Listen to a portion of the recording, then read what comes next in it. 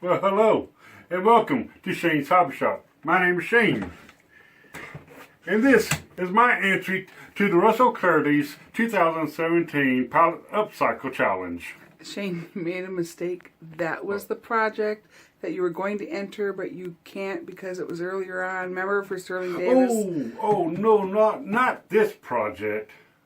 No, this project. You want to see how I built it? Well, stay tuned.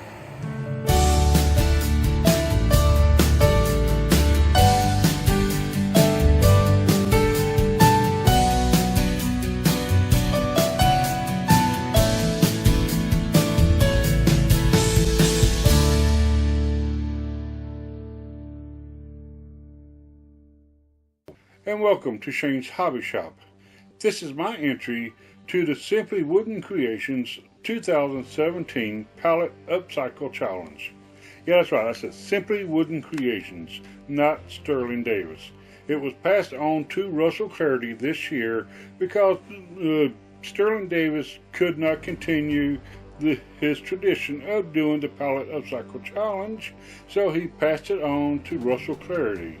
Alright, so this is his first year to do the Pallet Upcycle Challenge, and I like to support his cause, and plus I just love building with pallet wood. So enjoy this build. I do apologize that it is such a long build, but I really enjoy doing this, and I want to show y'all everything. So enjoy this. Thinking about what type of project I want to build for this pallet wood challenge, I actually couldn't really think of anything that I wanted to do. And so I got online, I started looking up some pictures, and I seen this one picture of an end table with a bookcase on it, and I really liked it. So I did a little research, tried to find the plans for it, and I could not find any plans. So I went ahead and took some measurements of my own, my chairs, the end tables I got in the house, and I just actually threw together some plans of my own. Now, I will have these plans available for download for free of charge once my website gets up and running. I do have a website being made right now. It is under Shaneshobbyshop.com. Now, if you look right there on the right side of your screen, you'll see a cabinet built that I've also showed off at the beginning of this video. Yes, that cabinet is made out of pallet wood, and if you'd like to go see that build video, I will leave a link in the description below to where you can go and see that. Those are going to be some sidings, I guess you want to call it, corners of my build here that's going to be holding my pallet boards together. And now I'm also going to go ahead and square up one side of these pallet boards, and then later I will be ripping them down to the final width. I did go ahead and plane all of these boards flat, and now here I am cutting them to length also. Now you see I am ripping them down pretty small. It may look like I'm wasting a lot of pallet boards, but I'm actually going to use those cutoffs for a later part on this build.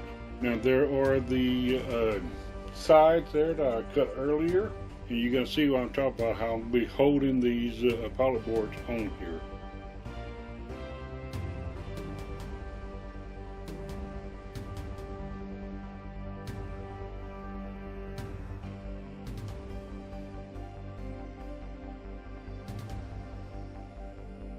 Now each of these boards, except for that last one and the first one, but each of these boards got a little lip on the ends of them, and that's how I'm going to interlock all of these boards together, more or less overlapping one another. Of course, I'm going to put my glue and a couple of pin nails in them just to hold them together.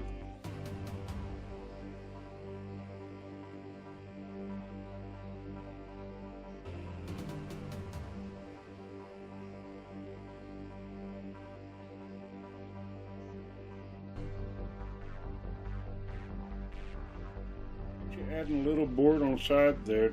I'm for that one little corner piece to be kind of up 3/4 of an inch. You're going to see why that is important here in a few minutes. But let's go ahead and finish putting these other boards on, and go ahead and make the side, and off camera I will do the other side.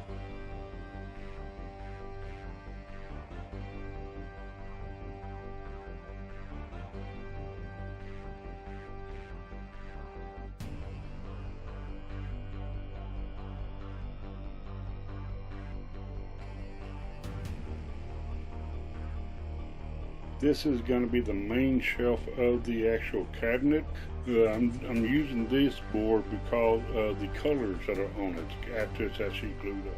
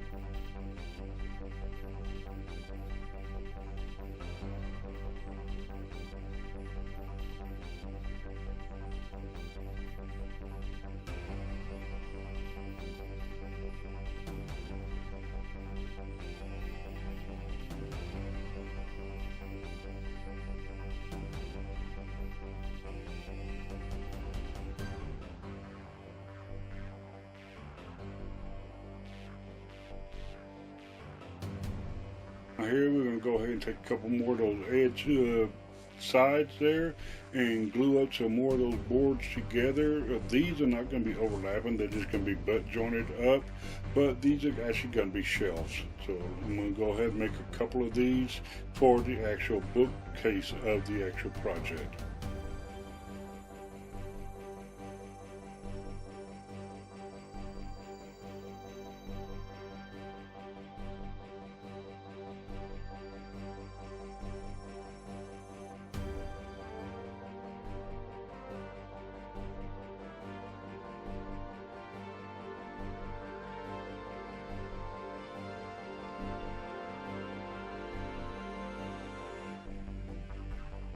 Over bit on my router table, and I'm only going to round over one little corner piece.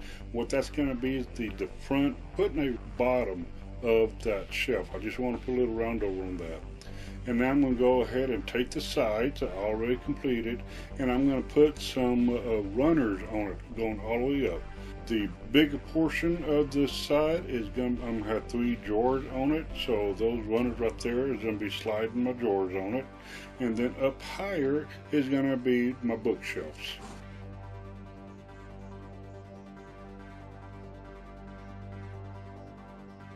I'm outside now on my picnic table. That's also a build I done not too long ago, and I will also have a link in the description below where you can go watch how to make a simple picnic table. Now what I'm doing on the picnic table is actually putting some braces on the actual sides here, and then I'm going to be putting the other side on it.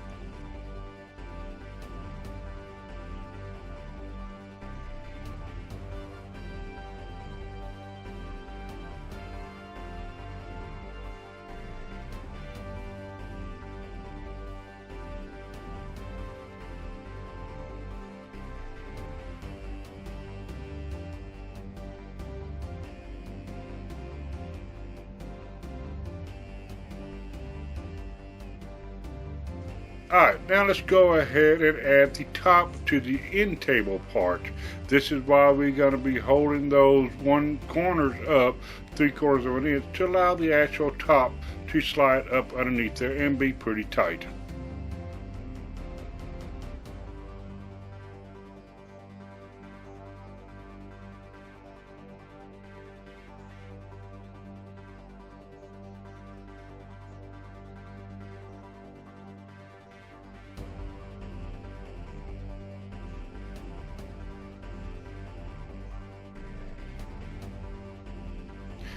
Now, as you notice me putting these shelves on, I'm also going to be using pocket screws on the front and the back side. You may be thinking that pocket screws are going to be looking ugly, but I actually have a little ace up my sleeve, I guess you want to call it, that I will be hiding these pocket screws with.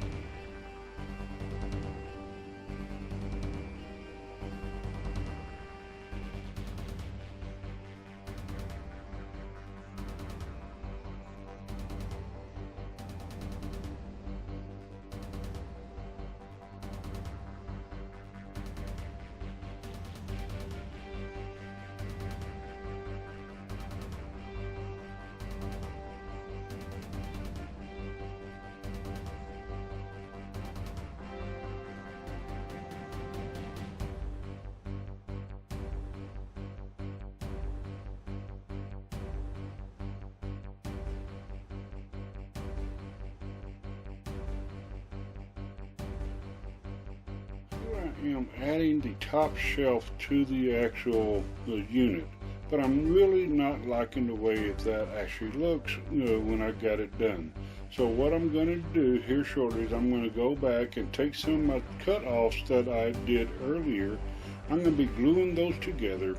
I want to plane them down a little bit smaller than what the actual boards are, but then I'm going to go ahead and trim it up, square everything up, and then I'm going to be placing those on top of the actual bookcase and kind of like have an overhang just a little bit all around the bookcase, except for the back. It's going to be flush on the back, but the two sides in front, it's just going to be a little overhang.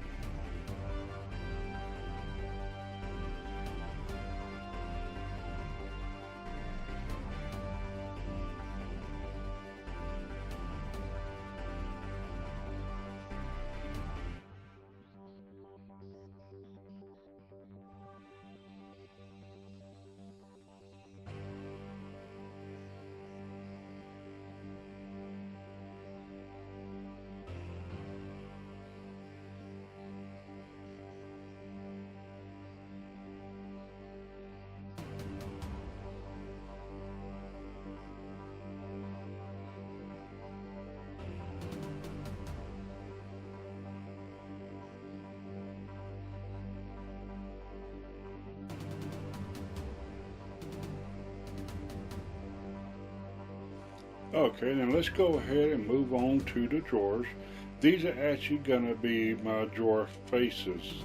I actually do like the way this wood looks, so I went ahead and picked out 3 of my favorite ones, and we're going to go ahead and cut the faces off.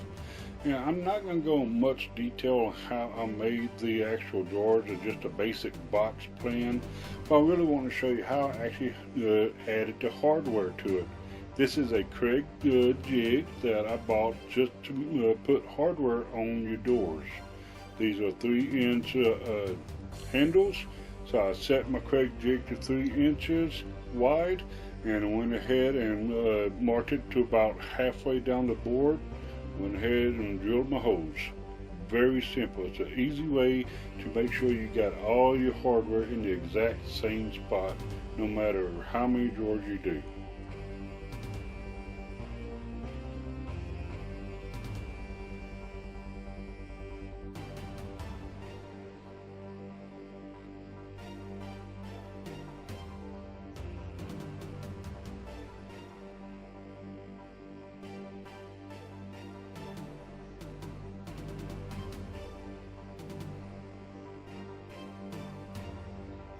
Actual drawer faces, the back side, I actually cut off about 3/4 of an inch, if you know, deep into the board, the back side of the board, and maybe about 1/2 inch into it, or it was up vice versa. Then what that is, it's holding the actual sides of the drawer. That way I can actually nail and glue the sides to the actual facing, and you really don't see no nails, none like that, on the actual face of the drawer.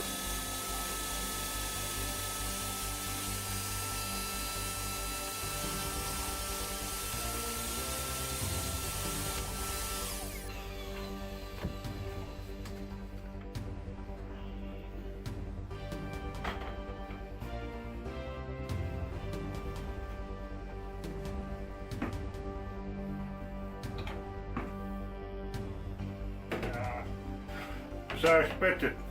Look, it's full. I wonder what I could do with all this sawdust. I know an idea.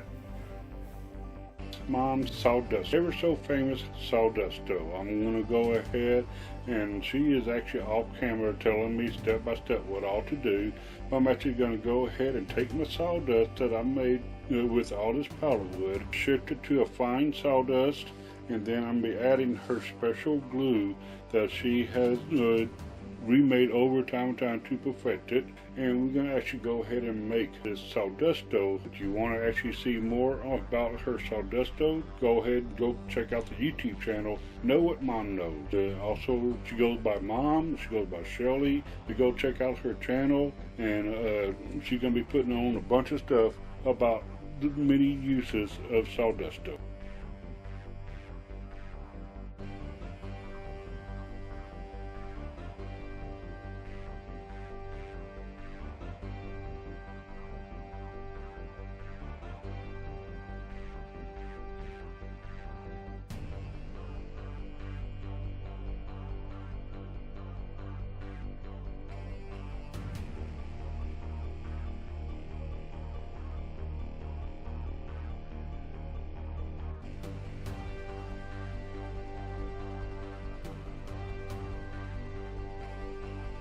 We bought somewhere online, and what I'm doing, I'm going to be actually putting this Sawdust stove into this silicone mold, and I'm going to be making what I call a pleat. If that's the actual real name for it, I don't know, but that's just what I'm going to. I'm actually putting this Sawdust stove in wet, and I'm going to just peel this silicone mold right off of it. It comes off real easy when the Sawdust stove is still firm enough to where, now I do got to make a bunch of these little, so I have enough to go on my actual. Now the rules state that we got to have 90% pallet wood on our build, and it is. The only thing that is not pallet wood is my 3 drawer bottoms are going to be made out of hardboard. Got 3 handles for the drawers, and then the back here is going to be a 1/4 inch plywood, but everything else is made out of plywood. I'm sorry, everything else is made out of pallet board.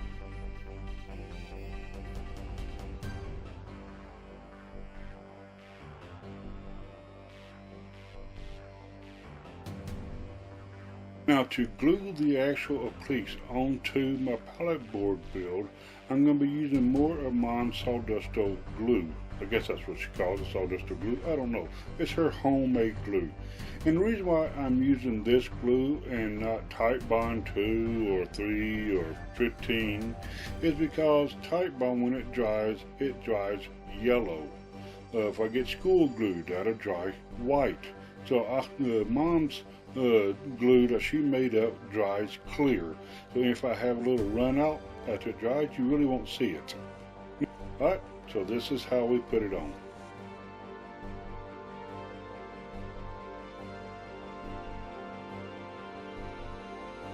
Go ahead and put some polyurethane sealer on the entire build. It's actually what slowed me down. We've been having some bad weather, not as bad as Texas has been having, but we've been having our share, and I didn't want to mess up my finish, so I've been waiting for a good sunny day with low humidity so I can actually put this finish on.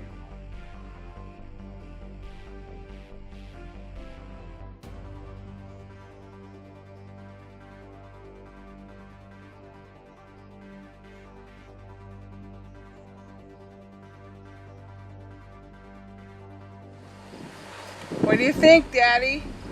It's gorgeous. I like it. Like it a lot.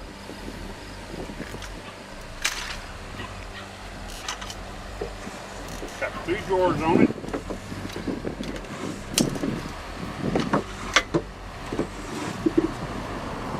That's nice. Okay, you can use this as an end table. Got your shelf down at the bottom and you place put what you want on, but also a bookcase. Now this is a short bookcase end table, perfect for like college kids, or you can put it next to your chair, or even bedside table.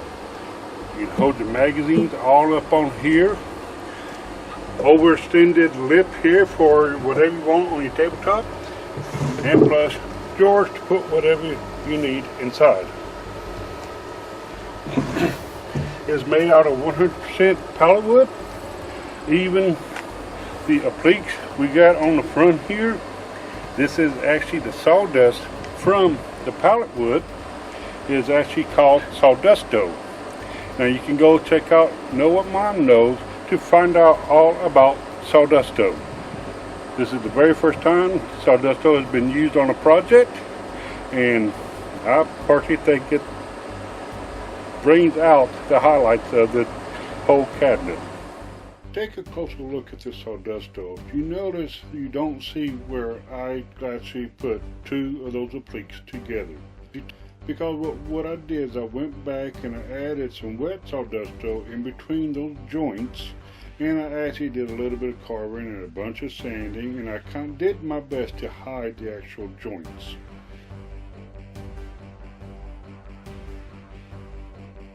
I love this pallet wood. It's just so beautiful. Wow, that's gorgeous. And the back here is kind of like a milk chocolate and vanilla ice cream that kind of melted, you know, the way that wood looks. That's beautiful. And I just love the way these look.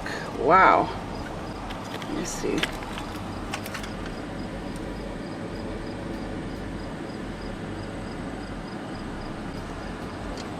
That's amazing.